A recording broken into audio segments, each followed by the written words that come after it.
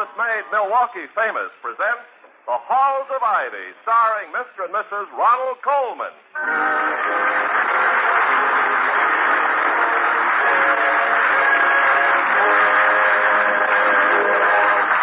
Good evening. This is Ronald Colman. And Benita Colman. Inviting you to join us again on the campus of Ivy College as the guests of our sponsors, the brewers of Schlitz beer.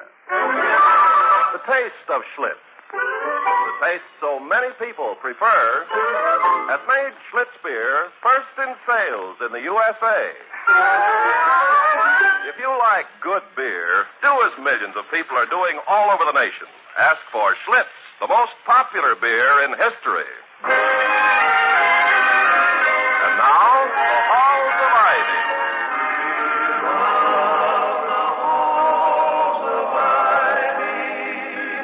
That surround us here today. Welcome again to Ivy. Ivy College, that is, in the town of Ivy, USA. On almost any campus, Saturday morning is an occasion for late rising, eager preparations for various forms of violent relaxation and assorted escapes from academic confinement. Dr. William Todhunter Hall, president of Ivy, also appreciates the boundless promise of the day. But even more, he appreciates his beautiful wife, Victoria, to whom he's saying, A fine Victorian hand has been at work this morning, my sweet. What is it?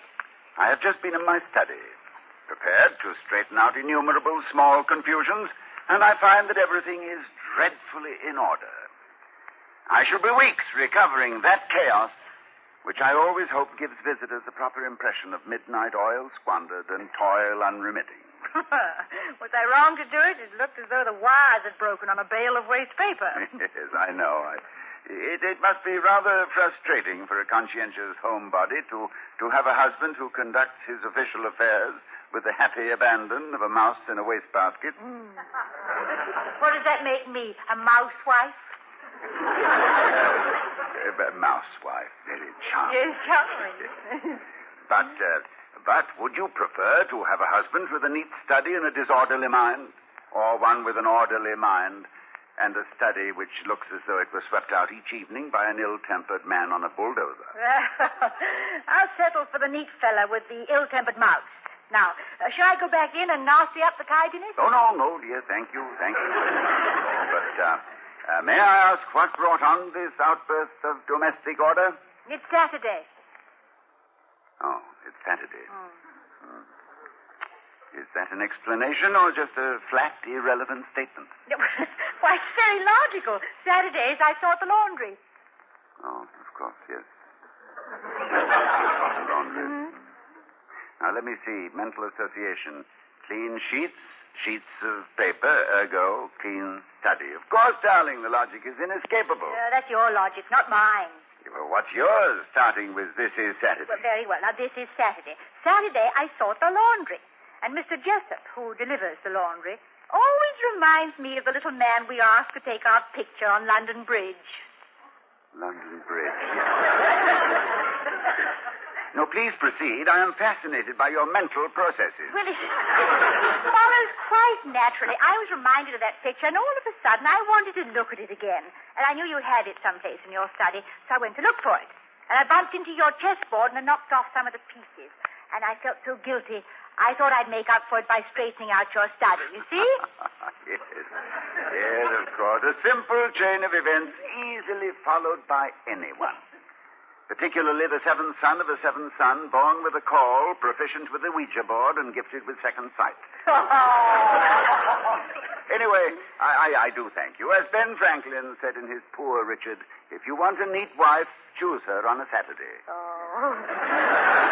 You may have chosen me on a Saturday, dear, but you proposed on a Wednesday. Well, the sight of you, having always made me deliriously weak in the middle, it was only logical that I should take such a delirious step in the middle of the week.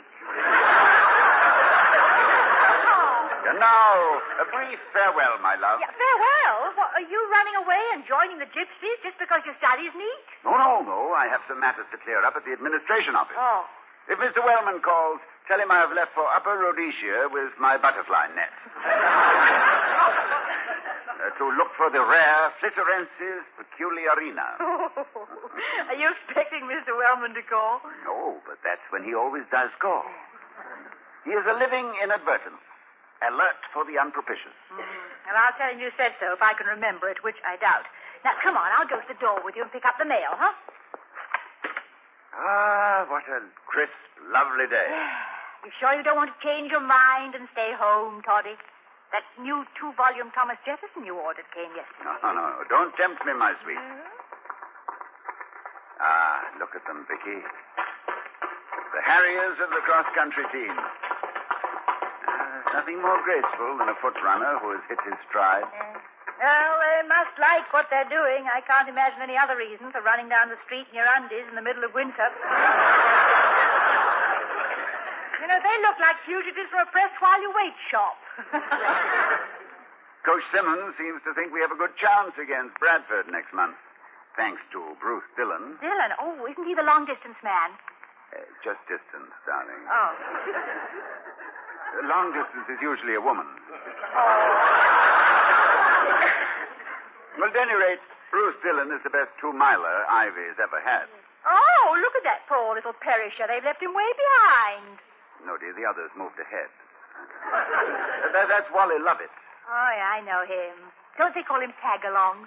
Yes, but he makes up in eagerness and perseverance what he lacks in ability. Hello there, Wally. Oh, morning, Dr. Hall. Hello, Mrs. Hall. Well, we didn't mean you to stop, Wally. Aren't you being timed or something? 5 minutes won't make much difference one way or the other. They don't use a stopwatch on me. Just an hourglass full of wet sand. Haven't got my stride yet. And my breath's a little short. Oh, it'll get better when you catch your second wind, Wally. That's what the coach is always telling me. But I'm still working on my first wind.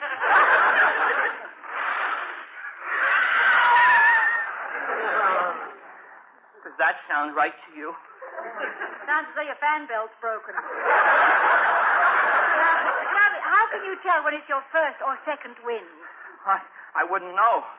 I never had a second wind. But they tell me your arms and legs, and you don't know you're breathing, and you don't feel anything, and don't care. Then you've got your second wind. Or else you're dead. Charlie, tell me, if running is as painful for you as it sounds, why do you do it? I like it. No further questions? Of course, I'd like it a whole lot better if I could come in someplace before last, just once. Well, if determination and faithful practice have anything to do with it, I'm sure you'll have your reward, Wally. Well, it's a cinch I'm not going to get any better just talking about it. Besides, I guess I've given the other fellows enough of a head start. Joke. And away I go. Bye. Bye.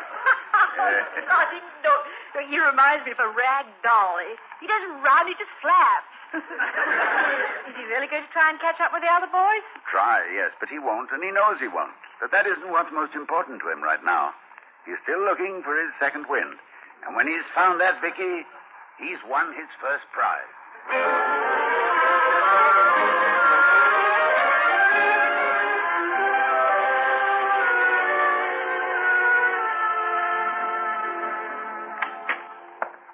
Vicky, you home? Hello, darling. Have a good morning. Wonderful. And worked up a tremendous appetite. What do we have for lunch? Mr. Wellman, I'm afraid. Oh. How are we having him? Sautéed or scalloped? Well, he was scorched when he arrived, and by now I think he's burned to a crisp. He brought the track coach with him, and... I'm waiting, Dr. Hall. In fact, I've been waiting. Oh, I'm sorry, Mr. Wellman. Not to mention the fact that Coach Simmons has been waiting also. 2. Hello, Mr. Simmons. How are you, Dr. Hall? Oh, I'm fine. I'm sick. Sick of de-emphasis. It's all you hear. De-emphasis here, de-emphasis there. What's the matter with emphasis?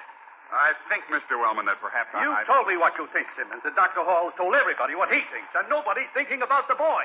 1 minute we tell him, go, get him, beat him. Next we tell him, no, don't, stop. Well, I say go, and may the best man win. Well, I agree with you, Mr. Wellman. oh, no, you don't. All this there's about too much emphasis on athletics. Wurzelweed. That is, weasel words. Look what it's done. We're not cheering our boys on. We're discouraging them. But, Mr. Wellman, I saw a whole flock of boys out running this morning, and they didn't look discouraged. Unless you're speaking of Wally Lovett, and he was only trying to get his second wind. Lovett. Ha! And that's another thing, Simmons. You keep a deadhead like Lovett on the team and let Dillon go. Well, I can't do anything about Lovett, Mr. Wellman. I know he's lousy, but I like him. And he likes to run. But what's this about Bruce Dillon? It's a disgrace. That's all a disgrace. Dr. Hall, I wouldn't have come to you about Dillon, but Mr. Wellman insisted. Suggested, Simmons. Suggested. Well, yes. Suggested on an or-else basis. You see, Dillon has dropped off the track team, Dr. Hall. Well, that is bad news. Did he give you any reason, Coach? Oh, yes. Yes, and one I never thought I'd live to hear. He feels that he's been wasting precious time, that he came to Ivy to study. He's studying, all right. He's out to make straight A's or bust. Ha, ha. How do you like that, Dr. Hall? If I didn't like the idea of a student trying to make good grades, Mr. Wellman, I'd have to resign my position. I must admit that it's good to hear of a runner who wants to toe the mark scholastically. Well, perhaps the real significance of this has escaped you, Dr. Hall. A very fine athlete has been so de-emphasized, he's turned into nothing but a student. Poor boy, you make him sound utterly depraved. I didn't say that, Mrs. Hall. Well, you implied that, Mr. Wellman, but perhaps we misunderstood you. My compliments, Dr. Hall, for admitting the possibility. If I haven't made myself clear, then I don't understand myself. And if I don't, why don't I? Because I put the interests of Ivy before myself. And if you and Simmons can't see what's happening right under your... that's all I have to say. Look, Dr. Hall, a coach can push a boy a little now and then, but he's got to know when to stop, or he'll just shove him on his face. If Dillon doesn't want to run, I don't want him. No matter how good he is, if he feels that way, he's still no good to me. Maybe not to you, Simmons, but don't stand there and tell me Bruce Dillon isn't good for Ivy. That he isn't the best man we've ever... That he hasn't a chance. I mean, he might even go to Helsinki for the Olympic Games. Helsinki, that is. No, I mean Helsinki. Well, Mr. Wellman, Dillon has made his decision, and I believe that each individual student must determine for himself his reason for being here. This is not a question of de-emphasizing anything. It's simply a matter of placing the emphasis where it properly belongs. Well, I don't belong here, Dr. Hall. Obviously, I'm a minority in this matter, but thank goodness I'm a minority with the majority on my side. Goodbye. I must admit there's one thing I admire about Mr. Wellman. He always raises his colors in defeat. Yes. He makes a hasty retreat sound like a rousing victory. Well, I want to thank you, Coach, for your enlightened attitude. Well, Dr. Hall, I want to win, but that's not all I want. Maybe that's why I'm coaching at a small college and loving it. Thank you both for your patience. Bye. Goodbye, Mr. Simmons. Poor Coach Simmons. The first year he gets a really hot prospect, and look what happens. Bruce Dillon comes down with a case of athlete's brain. Well, athlete's brain is a disease unlikely to reach epidemic proportions. Some students are bound to take scholastic honors, and some are bound to earn marks for strength and agility. But it's a rare thing to find the honor-bound and the muscle-bound in the same package.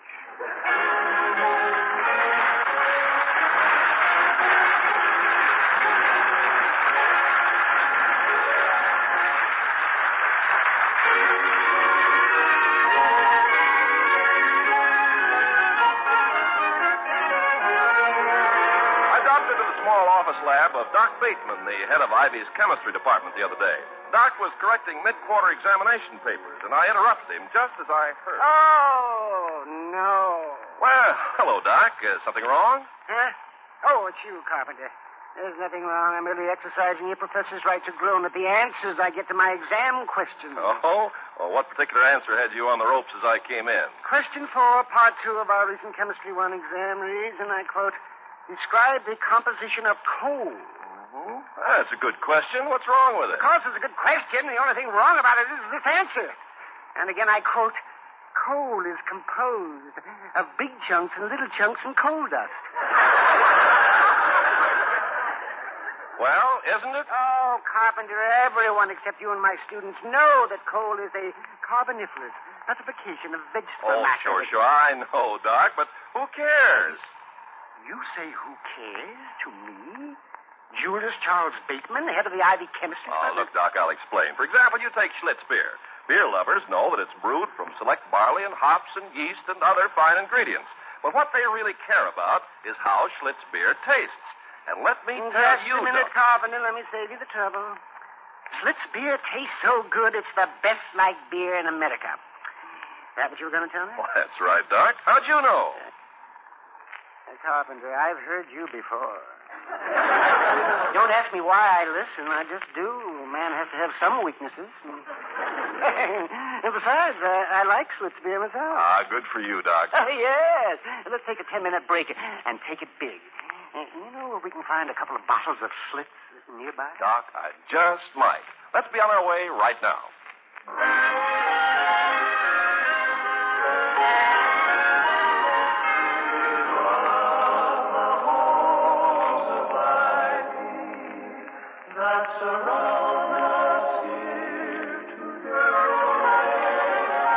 Return to the halls of Ivy. It's a few days later in the early afternoon, and Dr. Hall is in his study.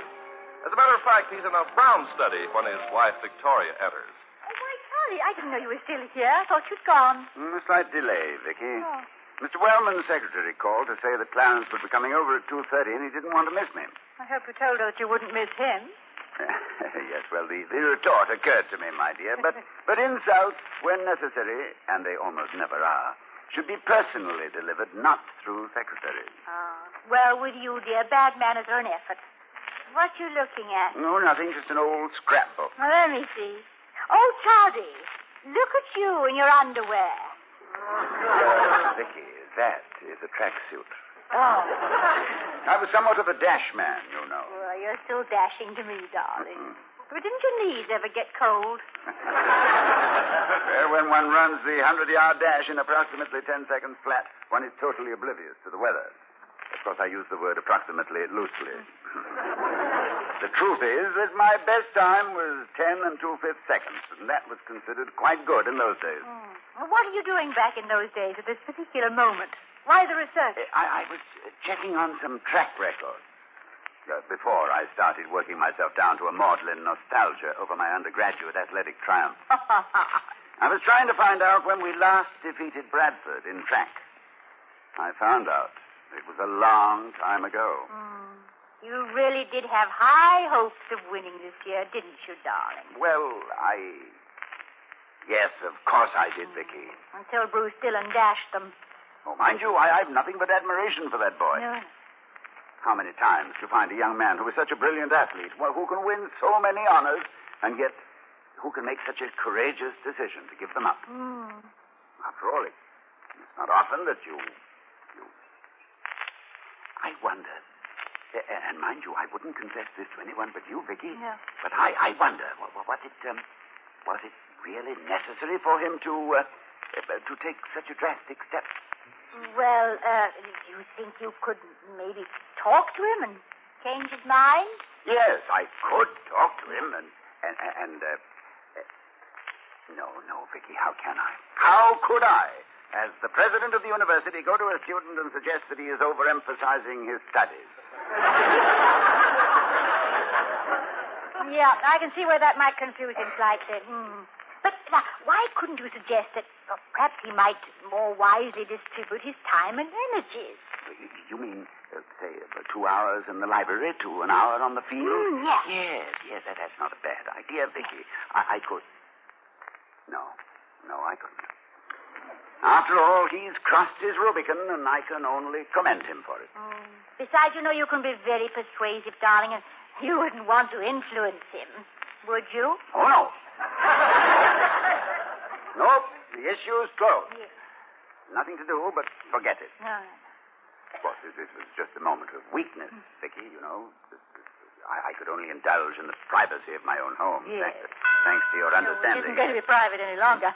Almost the first, if not the only virtue you notice in Mr. Wellman is that he's always punctual. Dr. Hall is expected in this place. Thank you. Hello, Dr. Hall. Oh, hello, Mr. Wellman. Good afternoon, Mr. Wellman. You sound tired. Aren't you feeling well? Yes, it's not me that's sick. Dr. Hall, I know there are times when I seem to lose control of myself in my eagerness to serve Ivy. Which everybody knows you do with the greatest of energy and vigor, Mr. Wellman. Yes, and sometimes I may raise my voice and become... Well, you can't change human nature. But, Mr. Wellman, you've changed. I hardly recognize you. Thank you, Mrs. Hall. But it's too late. Well, good heavens, what's happened? It was just a matter of a few days before he would have to change his mind, which I never had any doubt of that he would. Never for 1 minute did I believe that Bruce Dillon would stick to that ridiculous, that insane, that nonsense of his. And has he changed his mind, Mr. Wellman? He's sick, Dr. Hall. Dillon is in the infirmary. Oh, well, that's a shame. Oh, What's the I'm matter sorry. with him? He itches day and night. They examined him thoroughly, and they can't find anything. He just itches. Well, Mr. Wellman, I It think... was bound to happen. A nervous breakdown. A fish out of water. A shoemaker should stick to his last. A grind to the millstone. His nose. But, Mr. Wellman, I think that... You were only thinking about academic standards. Simmons wasn't thinking at all, but I was all the time. I was thinking about the boy. But, Mr. Wellman... What is it, Dr. Hall? Mr. Wellman, you've started me thinking that perhaps your news may turn out to be good news. Good news? Our best crackman in the hospital? You call that good news? Why, Dr. Hall, of all the inhuman, the heartless, the cold-blooded... Well, Dr. Hall, all I can say is that with what you're thinking, I hope you can sleep tonight. Goodbye. Now I recognize him. That was Mr. Wellman. Yes, and he was right. I was thinking about academic standards. It made me realize that now I have to go and speak to Bruce Dillon. Come on, Vicky.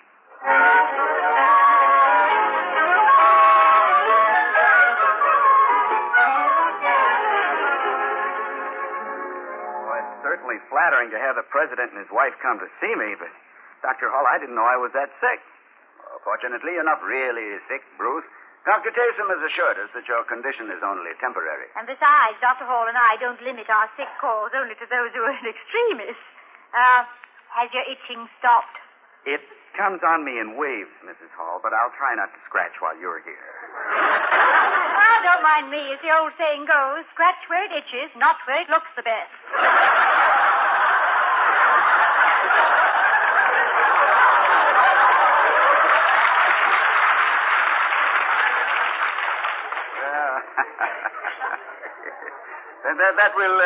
That'll subside, Bruce. Not likely to last the legendary 7 years. But you're just upset, emotionally as well as physically. It takes time for your system to become accommodated to such an abrupt change of pace. I guess I did stop track too quick. Oh, yes. Yes, indeed. You might easily have. I suppose I'll have to go back out and get some exercise. Good. Yeah.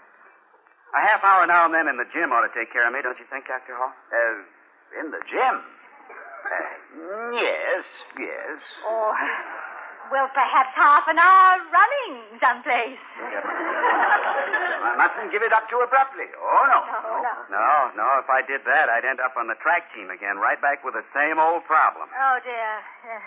See, I finally woke up and realized that I've been wasting my time for the past 2 years. Well, I hadn't heard that you were failing any of your courses, Bruce. Oh, I'm getting by, but at the rate I've been going, I won't win any honors. That's why I decided to knuckle down and quit spending so much time on something that doesn't mean anything. After all, when you go to Hey, college... Bruce, I brought you the books, yes? Oh, excuse me.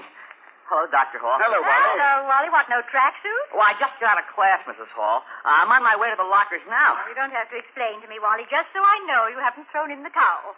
Oh, no, not me, not now. Wait till you hear what's happened. Coach has put me on the team for the cross-country run against Bradford. Well, that's great, kid. Well, congratulations, Wally. I know you'll do splendidly in the long run. In the long run. Thank you, my boy. Well, you see, Dr. Hall, the coach figured it this way. If I finish it all, it'll count for a point. Now, the fellows put it another way. They said there's always the happy possibility that one of the Bradford guys will drop dead. And there's also the chance that you'd stumble over the body, thereby ruining your own chances. So let's hope that your triumph will be over live runners. Well, I might surprise him if I ever get my stride. It's getting a little monotonous coming in last. I hardly know the rest of the team when I meet him face to face. Well, there's one consolation, Wally. I've noticed that the last man often gets more applause than the winner. That's the story of my life, Dr. Hall. All the other fellas lap me, and a half hour later, in comes Wally Rearguard, and they give me a big cheer. And all I want is just one tasty little silver cup. Listen, Wally, I've told you what's wrong. You're pressing too hard. Look who's talking. Who's itching? Bruce, you're getting mental, bound. Your brains need a rub down. Well, I gotta get out and practice. I'll see you. Bye, Dr. Hall. Bye. Goodbye, Wally. Come on, Wally. Oh, you know, Wally's my roommate, but I sure don't understand him. I don't think he's ever going to win anything, but he keeps knocking himself out. And for what? Oh, for the reason that people have been playing games since the beginning of time, Bruce. To take part in something. To try to win, yes, but most importantly, to take part in a contest of some kind. And it doesn't matter whether it's a potato race at a picnic or the Olympic Games. I was fortunate enough to attend the 1932 Olympics in Los Angeles. A little Japanese girl ran in the hurdle race. At the gun, she was left on her marks. Then she crashed into the first hurdle and took a bad fall. She picked herself up, ran and hit the next hurdle and fell on her face again. She hit every hurdle on the course. But she got up again and again, and she finished with tears streaming down her face and down the faces of almost 100,000 people in the stand. We all recognized that the courage, which would finish a course strewn with failure, had won a phantom ribbon to wear on her spirit. You've made your point, Dr. Hall. I guess I'm just dumb. You just proved to me that Wally's got more brains than I have. He isn't overemphasizing overemphasis. Well, you're not necessarily dumb, Bruce. You both make good grades, and you both love to run. The only difference is that while Wally hasn't got his stride yet, he's never lost his balance. And spiked shoes or philosophy, if you keep a sense of proportion, you're running on the right track.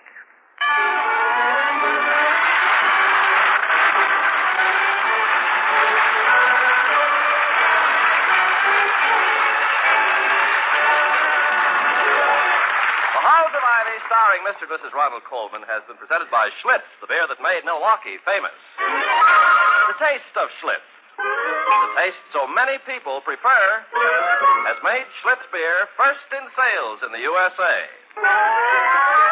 Why don't you two enjoy the most popular beer in history? Next time, every time, ask for Schlitz beer. And now, here again are Mr. and Mrs. Ronald Colman. Thank you, Ken. Ladies and gentlemen, one of our characters tonight was a boy who ran without any hope of winning. He ran because he liked to run. Most healthy boys do. But last year in America, there were an estimated 28,500 cases of polio.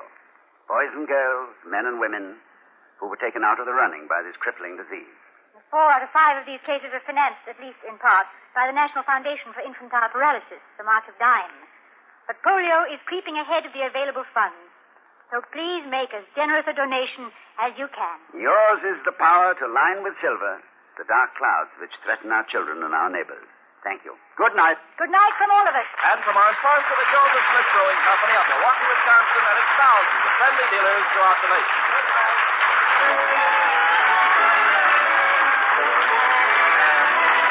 We'll be seeing you next week at this same time at the Halls of Ivy, starring Mr. and Mrs. Ronald Colman. Mr. Wellman is played by Herb Butterfield. Also in our cast were Ken Peters, William Tracy, and Victor Perrin. Tonight's script was written by Barbara and Milton Merlin and Don Quinn. The Halls of Ivy is presented by the Joseph Schlitz Brewing Company of Milwaukee, Wisconsin, who invite you to enjoy on television the Schlitz Playhouse of Stars with the brightest names of Hollywood and Broadway. See your newspaper for time and channel.